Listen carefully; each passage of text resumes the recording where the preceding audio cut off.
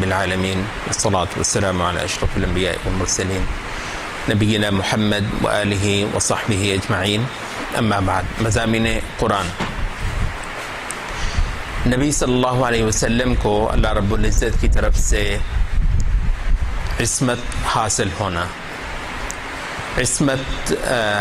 کا مطلب حفاظت، پناہ۔ اصل میں عصمت کا مطلب پناہ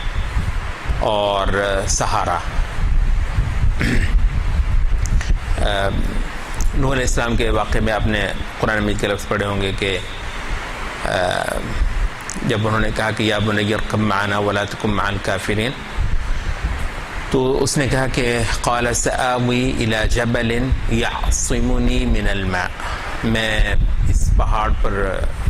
چڑھ جاؤں گا، اس کا سارا اس میں پناہ پالوں گا، یہ مجھے بچا لے گا۔ تو یعصم کا مطلب بچا لینا، اپنی پناہ میں لے لینا۔ قال لا عاصم اليوم من امر اللہ الا من رحم، کوئی پناہ دینے والا، کوئی بچانے والا آج نہیں ہے اللہ تعالیٰ سے سوائے اسی شخص کے جس پر اللہ تعالیٰ خود ہی رحم فرما دے۔ تو اعتصام، عصام پٹی کو کہتے ہیں، یہ جو آپ باندھ لیتے ہیں، یہ جسے آپ لائف بیلٹ بھی کہتے ہیں، جہاز میں بیٹھ کر بھی جو باندھتے ہیں اس کو آج کل کی عربی میں عصام ہی کہتے ہیں، جو لائف بیلٹ ہوتی ہیں۔ اچھا، تو نبی صلی اللہ علیہ وسلم کو اللہ رب العزت کی طرف سے عصمت حاصل ہونا، مراد یہ ہے کہ اللہ تعالیٰ کی طرف سے خصوصی ایک تحفظ حاصل ہونا، خصوصی ایک پناہ اور ایک بچاؤ حاصل ہونا۔ اب اس کو آگے پھر ہم دو حصوں میں تقسیم کرتے ہیں جب ہم قرآن مجید کی آیات کو دیکھتے ہیں، لیکن اس سے پہلے ایک عمومی آیت جو قرآن مجید میں آتی ہے کہ وَاصْبِرْ لِحُكْمِ رَبِّكَ فَإِنَّكَ بِأَعْيُنِنَا، اے نبی اپنے رب کے حکم اور فیصلے کے لیے منتظر رہو، برداشت کرو، صبر کرو، تم یقینی طور پہ ہماری نگاہوں کے سامنے ہو۔ تو اللہ رب العزت کی نگاہوں کے سامنے نبی صلی اللہ علیہ وسلم کا رہنا مراد ہے۔ اللہ تعالیٰ کی خصوصی عنایت حاصل ہے رسول اللہ صلی اللہ علیہ وسلم کو۔ آپ کے جملہ معاملات، جملہ تصرفات، آپ کے زندگی میں پیش آنے والے جو چیزیں ہیں وہ اللہ رب العزت کی خصوصی نگرانی میں طے پاتے ہیں اور انجام پاتے ہیں، جس میں اللہ رب العزت کسی بھی وقت نبی صلی اللہ علیہ وسلم کو تنہا یا بے سہارا نہیں چھوڑتا۔ اچھا، اب آگے کے دو صورتیں کیا ہیں نبی صلی اللہ علیہ وسلم کو عصمت حاصل ہونے کی؟ ایک ہے نبی صلی اللہ علیہ وسلم کو عصمت حاصل ہونا اپنے دشمنوں، اپنے مخالفوں کے بالمقابل۔ وہ دشمن نبی صلی اللہ علیہ وسلم کا کچھ نہیں بگاڑ پائیں گے۔ نبی صلی اللہ علیہ وسلم جس مقصد کے لیے بھیجے گئے ہیں، اس مقصد کو ناکام کرنے کی قطعاً کوئی قوت، صلاحیت اللہ نبی صلی اللہ علیہ وسلم کے دشمنوں کے پاس نہیں رہنے دے گا۔ تو اب اللہ تعالیٰ کے دین کو پہنچانا، لوگوں تک اس کو قائم کرنا، اس کو غالب کرنا، اس کو نافذ کرنا، اس کو لوگوں کو تک کو پڑھانا، لوگوں کو اس کی بنیاد پر تربیت دینا، یہ سارے کا سارا جو چیز ہے، اس میں دشمن بے بس کر دیے جائیں گے نبی صلی اللہ علیہ وسلم کے مقابلے پر، اور آپ کو جسمانی طور پر بھی، آپ کو سماجی طور پر بھی، آپ کو دعوتی طور پر بھی محفوظ بھی رکھا جائے گا اور آپ کو غالب بھی کیا جائے گا۔ یہ اس موضوع کی کچھ آیات ہم دیکھتے ہیں۔ سورۃ الزمر میں مثلا آتی ہے الیس اللہ بکاف عبدہ، کیا اللہ تعالیٰ اپنے بندے کو کفایت کرنے والا نہیں ہے؟ مراد اس میں خصوصی طور پر نبی صلی اللہ علیہ وسلم ہیں، اللہ کے خصوصی بندے۔ تو اللہ تعالیٰ اپنے بندے کو کفایت نہ کرے گا کیا؟ وَيُخَوِّفُونَكَ بِالَّذِينَ مِن دُونِهِ، یہ تجھے ڈراوے دیتے ہیں، یہ تجھے دھمکاتے ہیں اور ہستیوں سے جو کہ اللہ کے ماں سوا ہیں۔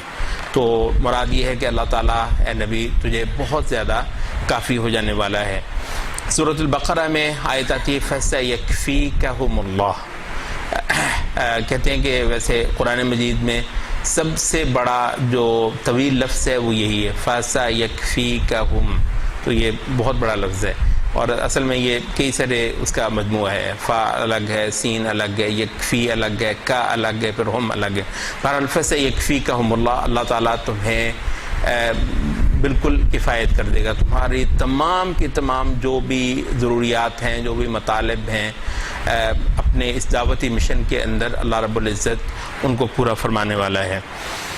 سورۃ المائدہ میں نبی صلی اللہ علیہ وسلم کو فرمایا گیا، یا ایھا الرسول بلغ ما انزل الیک من ربک، اے رسول پہنچا دیجئے، تبلیغ کر دیجئے ان تمام اشیاء کی جو تمہاری طرف، تمہارے پروردگار کی طرف سے نازل کیے گئے ہیں۔ وَإِن لَّمْ تَفْعَلْ فَمَا بَلَّغْتَ رِسَالَتَهُ، اور اگر یہ تو نے کام نہ کیا تو تو نے اللہ رب العزت کا پیغام، اللہ کی رسالت نہ پہنچائی۔ تو یعنی یہ نبی صلی اللہ علیہ وسلم کو ہر حال میں یہ کام کرنا تھا۔ اچھا، تو اس میں کیا مسئلہ ہو سکتا ہے؟ لوگوں کی رکاوٹ، لوگوں کا خوف، تو یہاں پر فرمایا وَاللَّهُ يَعْصِمُكَ مِنَ النَّاسِ، اللہ رب العزت تمہیں لوگوں سے بچا لے گا۔ بعض روایت میں یہ تک آتا ہے کہ اس آیت کے بعد نبی صلی اللہ علیہ وسلم نے اپنے جو صحابہ جو آپ پر پہرا دیتے تھے تو ان کو بھی ہٹا دیا۔ انہوں نے کہا کہ مجھے اللہ رب العزت نے جو ہے وہ یقین دہانی کروا دی ہے کہ اللہ تعالیٰ مجھے اب بچائے گا، تو اب تمہارے پہرے کی ضرورت نہیں ہے۔ اچھا، یہ صرف جسمانی طور پر ہی نہیں، جیسے ہم نے پہلے بھی کہا تھا، بلکہ یہ دعوتی سطح پر بھی ہے۔ تو سورۃ الحجر میں جو آیت آتی وہ یہ ہے کہ اِنَّا كَفَيْنَاكَ الْمُسْتَهْزِئِينَ الَّذِينَ يَجْعَلُونَ مَعَ اللَّهِ إِلَٰهًا آخَرَ فَسَوْفَ يَعْلَمُونَ، ہم نے یقینی طور پر تمہیں کفایت کر دی ہوئی ہے ٹھٹھا کرنے والوں سے، مذاق کرنے والوں سے۔ مراد یہ ہے کہ یہ لوگ جتنا بھی رسول اللہ صلی اللہ علیہ وسلم کی ذات پر کیچڑ اچھالتے رہیں، آپ کی جتنی بھی توہین کرنے کی کوشش کرتے رہیں، نبی صلی اللہ علیہ وسلم کی شان کو کوئی فرق نہیں آئے گا، اس کی حفاظت اللہ تعالیٰ فرمانے والا ہے۔ بلکہ ہوگا یہ کہ جو نبی صلی اللہ علیہ وسلم کے بارے میں بدزبانی کرے گا، خباثت کرے گا، گستاخی کرے گا، تو الٹا وہی شخص جو ہے وہ انسانوں کے نظر میں گندا گھناؤنا ہو جائے گا۔ اور یہ اللہ رب العزت کی سنت ہمیں اس وقت سے نظر آتی ہے جب سے قرآن مجید کا نزول ہوا ہے کہ جتنے لوگوں نے نبی صلی اللہ علیہ وسلم کی توہین کی، وہ لوگ تاریخ کے اندر قابل نفرت اور یہ جسے کہتے ہیں کہ ایسی گھن آنے والی شخصیت بن کر رہ گئے، اور لوگ جو ہیں ان کو بری نگاہ سے اور برے انداز میں ہی ان کا ذکر کرتے ہیں۔ اور آج بھی یہی ہوا ہے کہ کسی بندے نے، جس نے آج کے دور میں بھی باوجود اس کے کہ میڈیا بھی ان کے ہاتھ میں ہے، تمام کے تمام ذرائع ابلاغ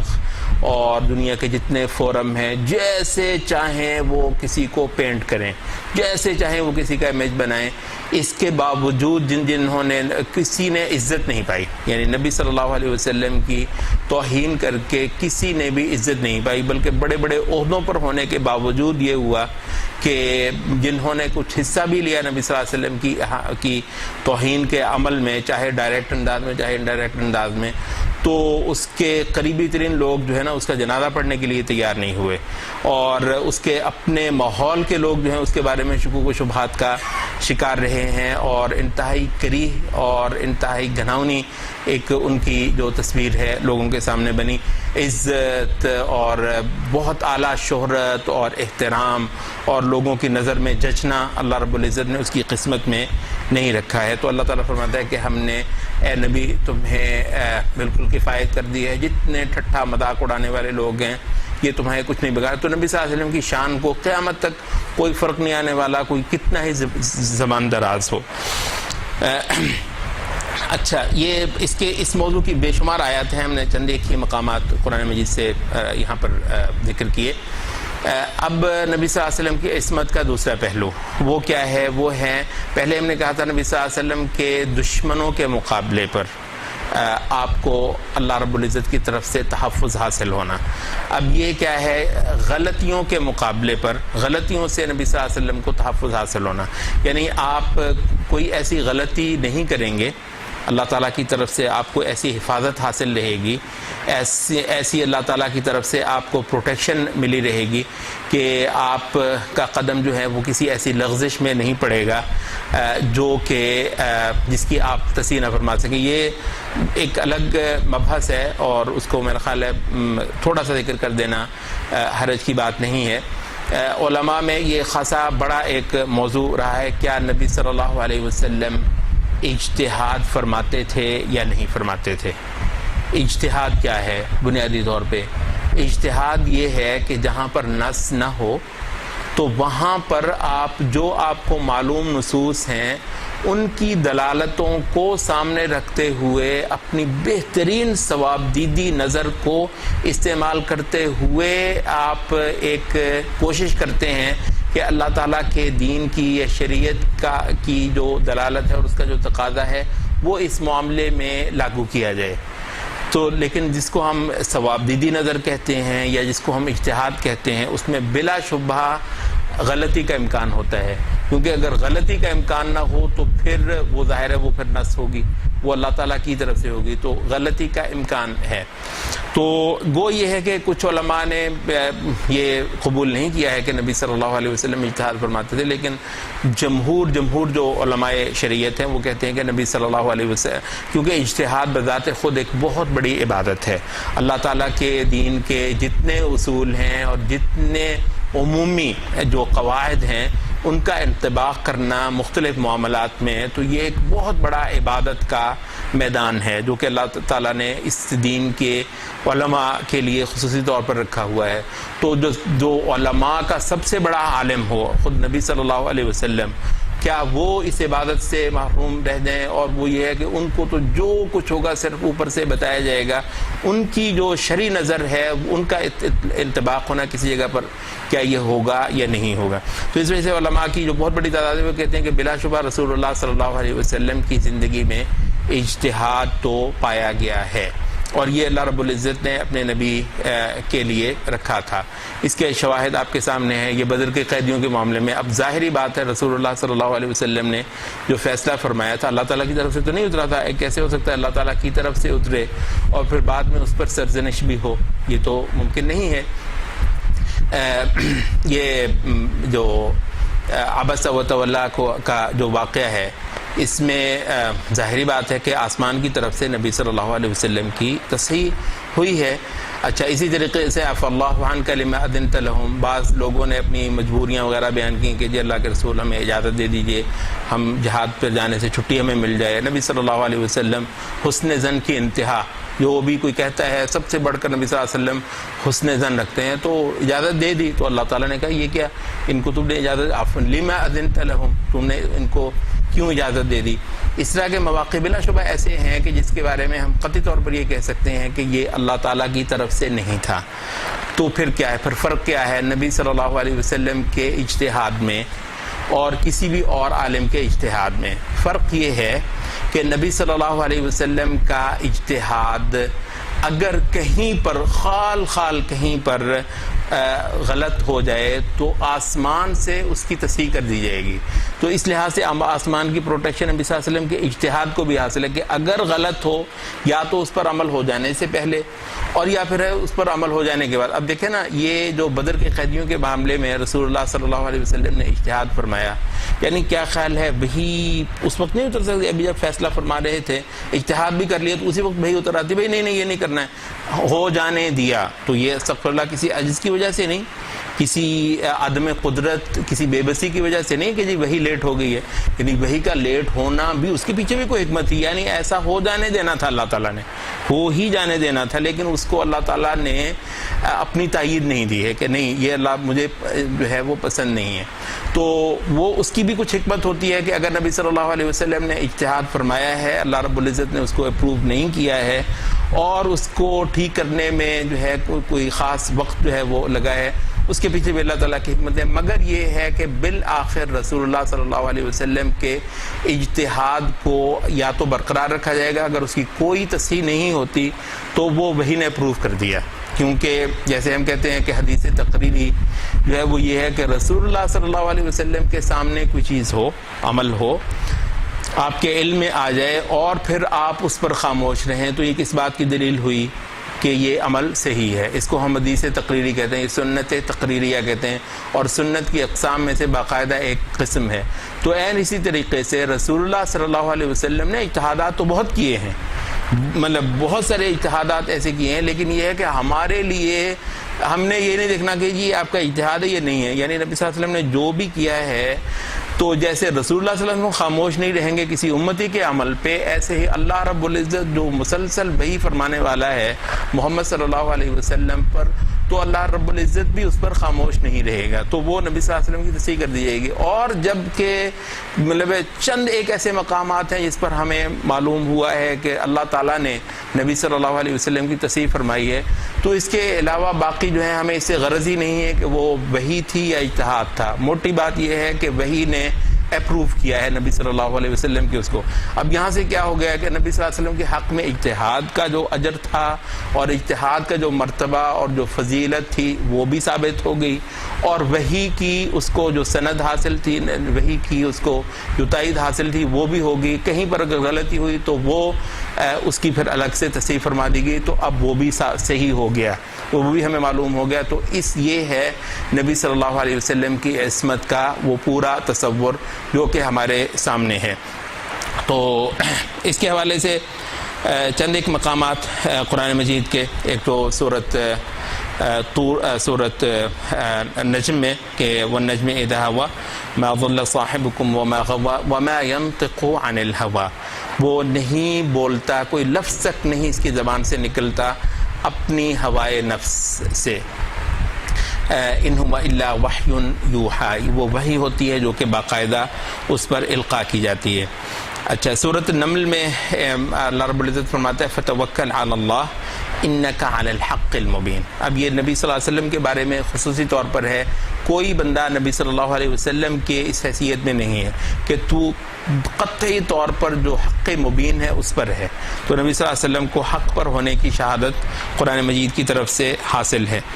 اچھا، نبی صلی اللہ علیہ وسلم پر جو کچھ اترا ہے اس پر سورۃ نساء کی آیت ہے کہ لیکن اللہ یشہد بما انزل الیک انزلہ بعلمہ، اللہ تعالیٰ خود شہادت دیتا ہے کہ جو کچھ اس نے اتارا ہے تجھ پر وہ اپنے باقاعدہ علم کے ساتھ اتارا ہے. والملائکۃ یشہدون، اور فرشتے اس بات کے گواہ ہیں. وکفیٰ باللہ شہیدا، اور اللہ کی شہادت بہت کافی ہے، کسی اور کی شہادت اللہ کی شہادت کے ہوتے ہوئے درکار نہیں ہے. سورۃ الاسراء میں یہ مقامات ہے ولولا ان ثبتناک لقد کدت ترکن الیہم شیئا قلیلا. یہ جو نبی صلی اللہ علیہ وسلم کے مخالفین تھے، انہوں نے بہت ساری نبی صلی اللہ علیہ وسلم کے ساتھ نیگوسیشن کی، وہ بلکہ بارگیننگ کی، لے دے کی کوشش کی کہ کچھ لو کچھ دو، کچھ بیچ کی راہ اختیار کرو. تو ایسے بہت سارے، تو اس میں اللہ تعالیٰ فرماتا ہے کہ یہ قریب تھا کہ یہ تمہیں اب فتنے میں ڈال دیتے. وَإِن كَادُوا لِيَفْتِنُونَكَ عَنِ الَّذِي أَوْحَيْنَا إِلَيْكَ، یہ جو کچھ ہم نے تجھ پر وحی اتاری ہے یہ اس کے کس حصے سے یہ تجھے ہٹانے والے تھے. بہت امکان تھا کہ یہ تجھے ہٹا دیتے، کیونکہ بہرحال یہ آپ کو پتہ ہے دعوت کے اندر بے شمار مشکل مقامات آتے ہیں. تو فرمایا کہ وَلَوْلَا أَن ثَبَّتْنَاكَ، اگر ہم نے تجھے ثابت نہ رکھا ہوتا. اب یہ نبی صلی اللہ علیہ وسلم کو حاصل ہے، یہ اللہ رب العزت کی طرف سے عصمت ہے، یہ پروٹیکشن ہے